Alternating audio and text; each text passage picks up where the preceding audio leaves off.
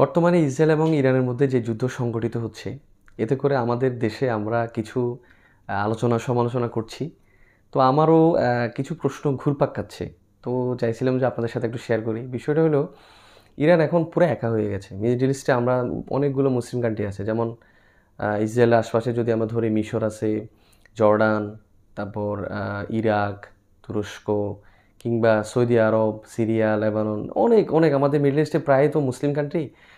তো এই সবগুলো কিন্তু এখন ইরানকে সহযোগিতা করছে না। তা আমরা এই বিষয়ে কেউ বলছি তারা শিয়া মুসলিম, এই জন্য করছে না। শিয়া মুসলিম তারা এই সুন্নি মুসলিমের বিরোধিতা করে, তারা সবসময় সুন্নি মুসলিমদের অত্যাচার করে আসছে, তাদের পক্ষ নেওয়া এখন ঠিক হবে না। তো তার মানে কি তাদের ধ্বংস আমরা কামনা করছি? আর একটা বিষয় হলো, তাহলে সে বিষয় হলো আপনারা তো তাহলে কেউ বলছেন আপনারা তাহলে ইসরায়েলকে সাপোর্ট করছেন।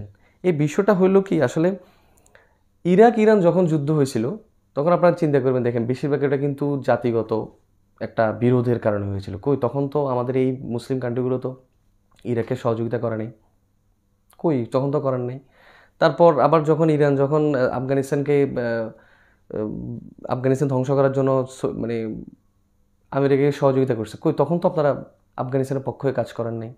তারপর ধরেন আপনার সিরিয়াতে যখন ইরান সহযোগিতা করছে ইয়াকে আল বাসারকে, তখন তো কই আপনারা সিরিয়ার পক্ষ হয়েও কাজ করেন নাই। এগুলো হচ্ছে জাস্ট প্রশ্নের উত্তর, যে আমি করব না, আমি আসলে ভয় পাই, আমি ইসরায়েলকে ভয় পাই, আমি পশ্চিমাকে ভয় পাই। তারা যদি আমার থেকে দূরে সরে যায়, আমাদের ব্যবসা বন্ধ হয়ে যাবে, এছাড়া কিচ্ছু না। কারণ আপনি চিন্তা করেন, ইসরায়েল একে একে আধিপত্য বিস্তার করার জন্য আমার দেশে, আমি আমার দেশের রক্ষার্থে, স্বার্থ রক্ষার্থে, সার্বভৌমত্ব রক্ষার্থে আমি আমার দেশে পারমাণবিক বোমা বানাবো, নাকি ক্ষেপণাস্ত্র বানাবো, কি হাইপারসনিক বানাবো, নাকি এমনি ডিনামাইট দিয়ে বানাবো, এটা তো আমার ইচ্ছা। তা আপনার তো হস্তক্ষেপ করার কিছু নেই। কিন্তু মূল টার্গেট, আপনারা চিন্তা করেন, এই যে ইসলাম বিদ্বেষী যে টার্গেট, তাদের যে মুসলিমদেরকে কোনোভাবেই প্রভাব বিস্তার করতে দেওয়া যাবে না। একে একে সাদ্দাম, গাদ্দাফি, এগুলো আর কখনো সৃষ্টি হবে না। এখন আমাদের এই মিডল ইস্টে এরা যদি এখন ঐক্য না হয়ে যদি কাজ না করি, তাহলে ইসরায়েলকে আর থামানো সম্ভব হবে না।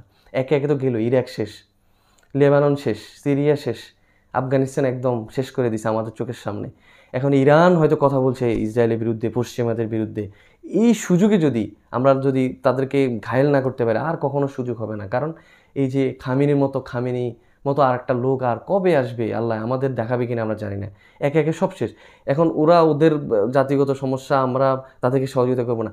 ইসরায়েলের বিরুদ্ধে তো আমরা এক, ইসরায়েলকে রুখতে তো আমরা এক, এক হব না কেন? কারণ আমরা ইসরায়েলের মানে এখন গোলামি করছি, পশ্চিমাদের দালালি করছি। এটা আমার আমার একান্ত ব্যক্তিগত মত। আপনার মত তো অন্যরকম হইতে পারে। আমি জানি যে শিয়ারা সুন্নিদের অনেক অত্যাচার করেছে, মিডল ইস্টে তাদের প্রভাব বিস্তারের জন্য ইরান অনেক কিছু করেছে। কিন্তু ইসরায়েল তো সবার সাথে দুশ্মনী করেছে, ইসরায়েলের স্বার্থে, ইরানের পক্ষে না নিয়ে ইসরায়েলের বিপক্ষে। যেমন ইরান তাদের সাধারণভাবে একটা পারমাণবিক কার্যক্রম চালাচ্ছে, সেখানে অন্যভাবে তারা মানে বোমা হামলা করলো, এটার এগেনিস্টে এসে বা মুসলিম হত্যা করছে, এই জেদ ধরেও তো আমরা একটা কাজ করতে পারি। কিন্তু করবো না কেন? ওইটাই যে আসলে পশ্চিমাদের আমরা দালালি করছি, আর কোনোভাবেই ইসরায়েলের যদি আমরা বিরোধিতা করি, তারা একটা পারমাণবিক বোমা মেরে দেবে। আসলে কি চিন্তা করেন যে পারমাণবিক বোমা মেরে 1 লক্ষ 2 লক্ষ মানুষ আমার মেরে ফেলবে, কিন্তু কই ফিলিস্তিনের পক্ষে তো আপনারা কেউ আসেন নাই। ফিলিস্তিন কি শিয়া মুসলিম নাকি? কই তার বিপক্ষে তো যখন যখন যুদ্ধ শুরু হয়েছে, তখন মিশর তো ঠিকই তার সেখানে একটা বাদ দিয়ে দিল, তখন সাথে সাথে সেখানে তাদের যেটাকে বলে সীমানা প্রাচীর দিয়ে দিল। এগুলো জাস্ট প্রশ্নের উত্তর। আসল কথা হলো বিবেক আপনাদের কখনোই আসবে না। একে একে আপনারা এভাবে গোলামি করে থাকেন। তবে আল্লাহ যদি আপনাদের হেদায়েত দান করে, দোয়া করি। এটা আমার ব্যক্তিগত মত, আপনাদের কী মত আমি জানি না।